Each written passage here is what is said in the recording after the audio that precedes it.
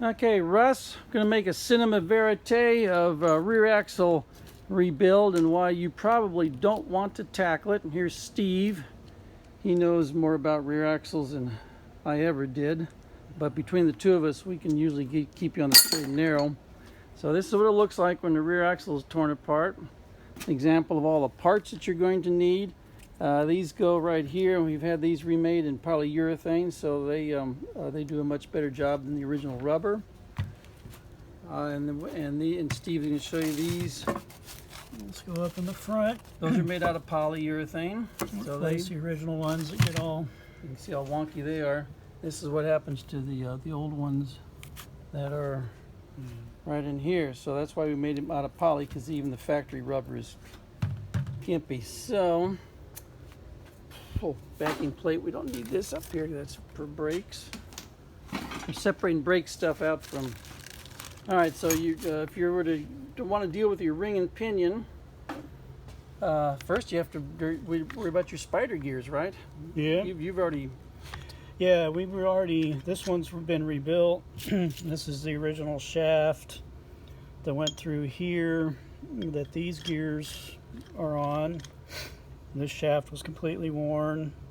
The only way you can replace it is to actually take the ring gear completely off, because you can see that ring gear keeps it from coming out. So you have to undo your lock tabs and unbolt on that side. Yeah, this all has to come apart to get the ring gear off, so you can get that out. And of course, to get this out, the whole axle has to come completely apart. And then also you got a pin right here that has to be driven out, so it's a one-time use pin. Right. So that's part and of the. Lots of lock washers that are also very expensive and one-time use. Let's see. Well, here's the bearings that go on it. The Right. carrier bearings, because those are going to will get worn and will affect your ring and pinion. Yeah, your backlash and your gearing. Exactly. All right, and so the one in the middle, these bolts on the case, they go through here that look like they're adjusters. Well, they are adjusters, but not anything that is adjustable after the fact. This is your pinion gear, which goes together in a big stack of stuff.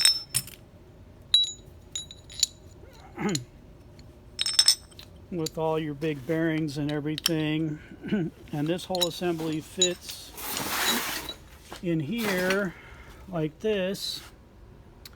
And what happens is when you're initially, see this bearing right here, it goes in the front, is actually can go anywhere. It's kind of adjustable. Yeah, it's intentionally adjustable to slide like this. And these bolts go in onto this, and what this does is this actually tensions this whole bearing assembly up against the back plate on the pinion shaft. And this is how you actually set the gear mesh between the pinion and the ring gear.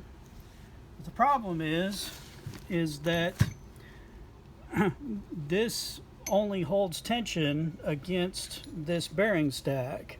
It doesn't actually adjust the clearance. The clearance is adjusted with a variable width shim, which is right here. These shims come in increments. half millimeter increments maybe, and they fit here.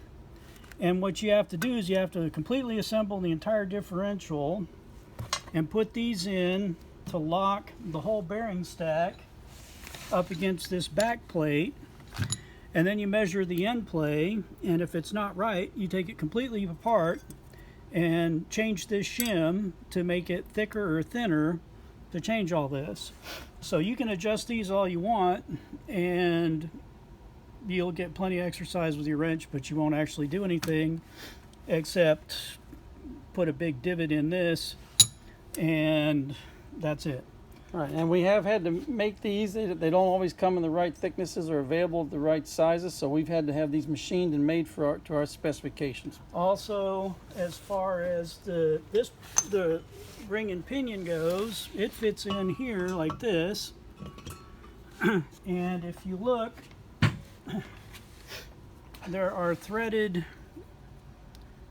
pieces that go inside. One goes in the axle half, one goes here in the case, and this is what the carrier bearings seat against. And you adjust this from having the rear axle out so that you can reach all the way through this tube and screw and unscrew this back and forth. In order to do that, we made a special tool that's like a T-handle that starts here and goes all the way and dovetails with these slots. Those are slots to adjust with. Yeah.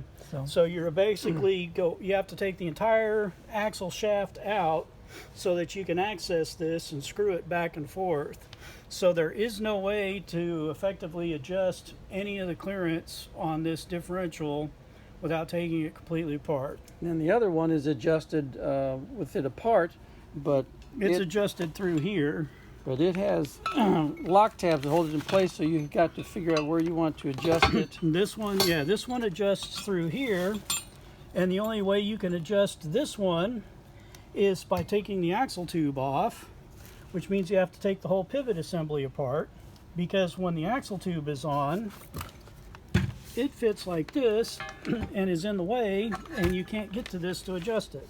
And right here is where the little lock tabs go, and these lock tabs have an offset on them, so you have to get different lock tabs or with different offsets to meet your specifications. Yeah, it comes with this little lock tab in, I think, 5 different places depending, so that you can screw this as, you know, I mean, as much as this much turning can be too much or too little.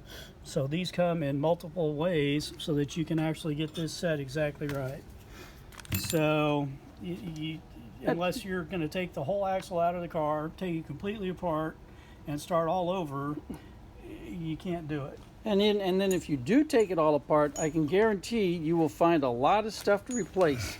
Yeah. These bronze bushings. These bronze bushings go in here. They're pressed in place. And this big shaft goes through this and this, and has these bearings that go in to the bushings. You have to press these in and then ream these to fit, because these are undersized, and this will not go in when it's all brand new parts, because this is designed to be fitted as required, axle by axle. So you need special tools and reamers for that to get that set up right. And there's bronze bushings that go in here to keep this spacing between here and here. And they where that all this this whole assembly here is actually what shims between this, and these come in different thicknesses. This is a bearing surface, and these come in different thicknesses. slots for grease. And these come in different thicknesses, so that when you put this on this, you can get the correct end play and get everything going. Like 4 thousandths or something. It's 4 to 6. It's very. It's tiny. It's tiny. T90. And you have, you know, all the specialized. You need the specialized socket for the pinion nut, and then of course you got to replace all the lock tabs and stuff. Also, a special bolt to go in the end of that big shaft. Otherwise, you end up beating up your shaft, and you can't do that. Yeah, you've got to have a special tool to be able to drive this out, because this is basically press fit in, And you can't go. and if you beat on the end of this, then you damage it, and then it doesn't go back together. Plus, the end of it gets this knurled, or no, the toothed. Yeah, it's oh, I just saw it here go. Yeah, okay. Nope, here. Thank you. This right here. It's got teeth on it. This has teeth on it. It's splined. This is splined. This is a tight fit, but this goes in because this actually compresses this bushing, which goes in the middle of this, which is what the whole rear axle pivots on to hold it in the car. So you got to replace this, and you also have to set up the shimming on that. And then, of course, this piece goes through here so that it can slave and hold. And it's yeah, it's tricky. So And that's assuming your flange that you already took out and replaced your you seal. can see on this one we put a speedy sleeve on it. You can see this little band on here, because these notoriously wear, get a groove in them, and then they leak. So you usually have to repair that. That's right. And you were talking about the boot earlier. Yeah, and so of course you've got your boot that fits between here and here, and these things commonly crack and fail and leak. So if you have rear end noise, I would check your boot. You can buy what they call a split boot that actually has a seam in it from the factory that allows you to not have to take the entire axle apart to replace it. You can actually wrap it around through in situ. You have to take the fuel tank out. Yeah, But then you can put the split boot in if your boot is torn. I sell those boots and clamps. But Yeah. you drop your exhaust, remove your gas tank, and then you can start working on the. Yeah, and then you can see this, and you can Ouija this in and reseal it all if your boot is torn, and then just make sure your differential is full of fluid. And yeah, as far as in the car goes, fluid level check and fill, and a boot replacement if it's damaged and you've lost all your fluid. That's about all you can do in the car. So a little bit of wine is probably livable compared to the. Yeah. And there's no guarantee you're going to get rid of the wine, because if you reuse your ring and pinion, Yeah. it's not guaranteed. Yeah. If you're not, I mean, there's a bunch of, you can see in here barely. There's Teflon shims that go in here that set the pressure here. And there's Get shims this all underneath here, going. too? There's Yeah. shims, adjustable shims underneath here to set all the backlash in the spider gears. If your ring and pinion is worn, even if you rebuild everything, if the gears have an irregular wear pattern on them, then you'll still get noise even if the clearances are right. And it's tough to set the ring and pinion with an irregular pattern, because you can't really Yeah, you can't measure it accurately. can't see a good pattern. So, I mean, you know, if you got gear wine, I guess just, bring along a cooler of cheese and some wine. And You already got the wine. Bring yeah, the bring the cheese. cheese. I don't know.